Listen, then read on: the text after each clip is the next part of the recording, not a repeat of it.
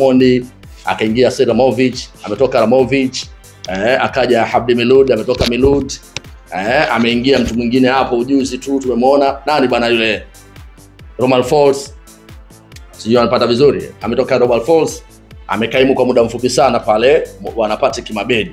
Sasa Young Africans wametinga hatua ya makundi chini ya Patrick Mabedi, lakini wakaona haitoshi, wamekimbia Ureno, wamemchukua mwamba anaitwa Pedro Gonçalves Valdemar Suarez, chuma hicho, na mwenzake pia kutokea huko nitakwambia ni nani. Na huyu mwamba amezaliwa Lisbon pale Ureno, na bahati alionayo ni kwamba amewahi kuwa scout wa Sporting CP, yani alikuwa mvumbua vipaji wa Sporting Lisbon ya pale Ureno. Kwa hiyo ameshapita huko kwenye nyanja mbalimbali za kuona vipaji vya mpira. Lakini faida iliyopo Afrika 2015-18 alikuwa Primeiro de Agosto timu ya vijana, na 2018-19 alikuwa Angola timu ya under 17 timu ya taifa, lakini pia Angola under 20 2018 na 2019 hadi 2025 alikuwa timu ya taifa ya Angola.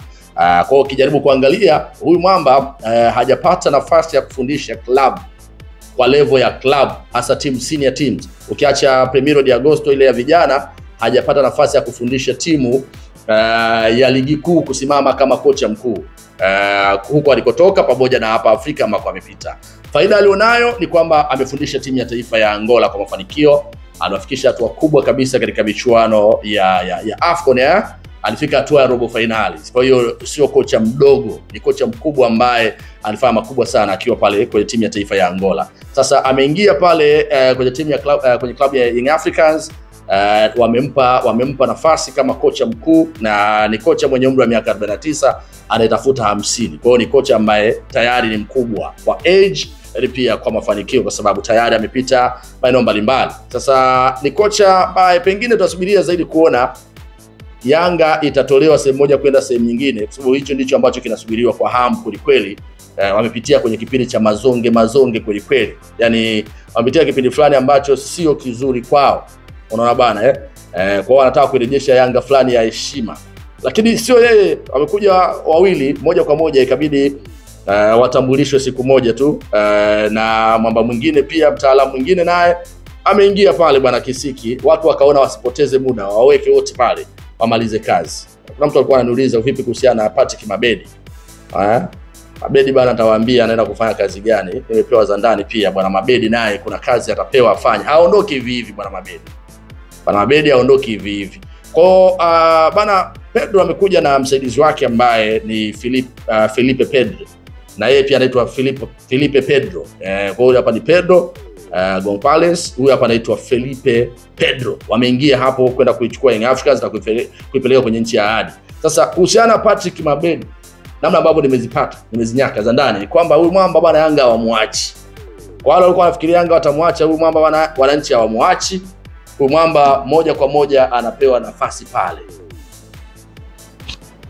Anapewa nafasi pale chini ya carpet, kwamba huenda akawa mkurugenzi wa ufundi kama ambavyo alikuwa bwana Habdi Hamid Mwalin, yule kocha ndio alikuwa KMC pale. Sasa nafasi iko wazi, na of course nafasi ile tayari kuna mkurugenzi wa ufundi yupo ambaye alikuja na kocha baada ya Romain Folz kutambulishwa, alifuata mtaalamu, lakini sasa yule anaondoka. Nafikiri Patrick Mabedi anaweza akapewa nafasi kwa namna ambavyo nimezinasa za ndani. Subirie muda utasema itakuwa ni namna gani mambo ya wananchi yanakwenda kutokea. Je, Yanga watasahau hizi changamoto walizopitia, misukosuko na mazonge ya ndani ya muda mfupi mara baada ya makocha hawa wa Reno kuingia? Ni swala la kusubiri na kuwaombea wananchi wawashe moto. Yanga wakifurahi, Tanzania imefurahi. Simba akifurahi, Tanzania imefurahi. KMC akifurahi, wote kwamba timu zetu lazima zipate makocha na timu zetu ziwe strong. Bana, tunaondoka namna hiyo ajabu. Unajua kusema la ajabu leo haijawahi kutokea. La ajabu haijawahi kutokea kwenye taifa hili. Sijaona. Yaani sijawahi kushuhudia. Kweli? Mpaka nakuwa hivi sijawahi kuona hiyo tukio. Hebu tushare na sisi. Hili ni tukio la ajabu na sijaona pahala popote watu wakilizungumzia wala watu wakilipigia kelele. Na ni kwa sababu tu watu wameamua kuchagua upande kwamba timu za kuzungumzwa ni Simba na Yanga kwenye nchi hii. Unalipata vizuri?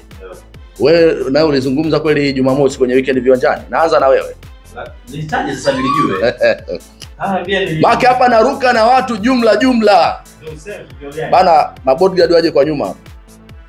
Bana, ili tukio kiusema kweli ni tukio ambalo lina fedhehesha na linasikitisha na linaumiza. Kulikuwa kuna mechi kati ya Dodoma Jiji walikuwa wacheze wao na Pamba Jiji wanakawekamo TP Lindanda. Sijui kama mlifuatilia. Ile mechi ilianza kuchezwa katika uwanja wa Jamhuri pale Dodoma. Mechi ilianza kuchezwa vizuri kabisa.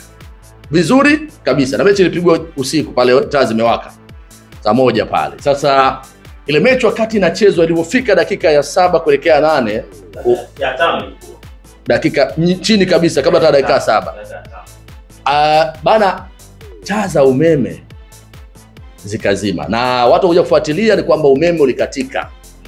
Unaona umeme ulikatika. Sasa wakati umeme umekatika, mechi ile ikasimama. Wataalamu wa mambo wakasema kwamba tusubirie tuone umeme utarudi. Sawa Sasa wakati wasubiria umeme utarudi, muda ukawa unaenda. Watu wanasubiria umeme utarudi, muda ukawa unaenda. Almost karibia lisaa lizima watu wanasubiria. Matchcom anasikilizia huko kwamba mambo yanaendaje. Watu wanaparangana huku na huku, kuna huku, wanaingilia huku, wanatokea huku, wanaingilia huku, wanatokea huku, wanaingilia huku, wanatokea huku. Umeme hakuna, lisaa lizima timu inasubiria, damu zishapoa. Unajua mpira ukiwa unachezwa, wachezaji tayari wameshapata momentum. Damu zimeshachanganya. Sio, naelewa vizuri. Sasa wanachohitaji ni nini? Wanachohitaji ni kwamba wacheze wakati huo. Bana, lisaa lizima umeme haujarudi. Sasa issue ni kwamba wewe unasema una uwanja wa mpira wa miguu ambao una taa, na concern yako ni kwamba una uwezo wa kucheza mechi nyakati zote, usiku mchana unaweza ukacheza mpira. Lakini unacheza mpira ukiwa hujajiandaa kwamba mimi kuna matatizo mengine yanaweza kujitokeza, kuna vitu vingine vinaweza vikaja tu kwa kushtukiza. Umejipangaje? Umejiandaa vipi? Lakini haki ya hawa jamaa Pamba Jiji wanatipili Lindanda iko wapi? Kwa sababu mechi imeahirishwa saa 4 usiku, ndo taarifa inatoka, wanaambia wana mechi hii imeahirishwa. Sababu ya mechi kuahirishwa ni nini? Kwa sababu kabla sijazungumza na Moses William, mimi nafahamu Moses Mpunga. Rauni Moses Mpunga ndio kwa hewani.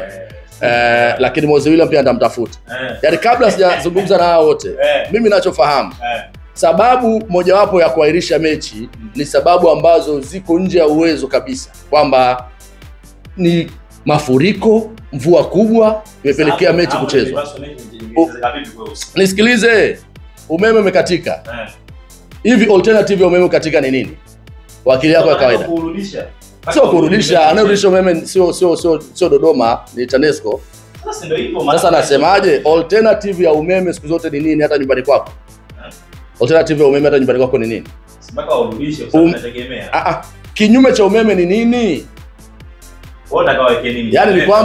Yaani ni kwamba unapokuwa unajua unamiliki uwanja wa mpira wa miguu. Generator. Nisikilize, unapokuwa unamiliki uwanja wa mpira wa miguu, sawa sawa? Tayari umeshapata uwezo wa kuweka umeme. Taa uwanjani pale. Kwa kutumia umeme muda wote unaweza kukatika. Kitu gani ambacho kinakuwa alternative ili kuhakikisha mechi inachezwa muda huu ambao umetaka mechi ichezwe?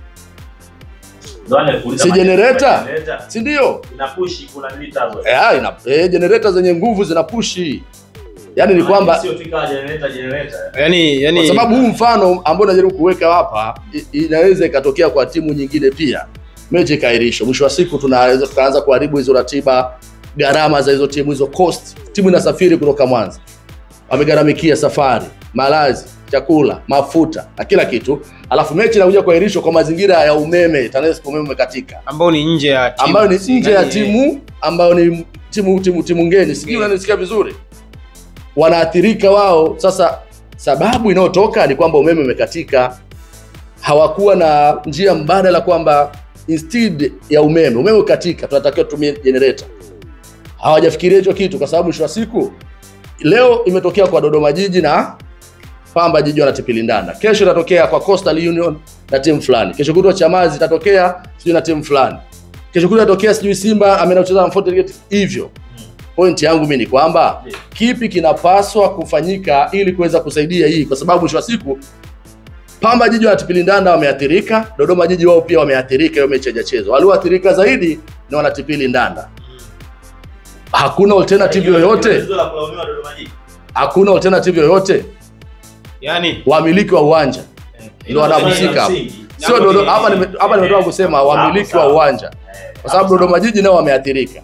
Wamiliki wa uwanja, wanaomiliki ule uwanja. Lakini pia pamoja na tunafahamu pale kuna wanaohusika na mpira mkoa wa Dodoma, chama cha soka cha mkoa. Yaani inapotokea changamoto kama hii, lawama moja kwa moja na wakuta wao.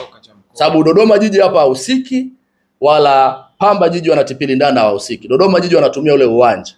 Lakini wenye wamiliki wa uwanja wanajulikana. Chama cha soka. Sasa hii hali kama hii inapotokea, ili kunusuru mazonge haya yasitokee kwa timu zingine, kipi kinapaswa kufanyika?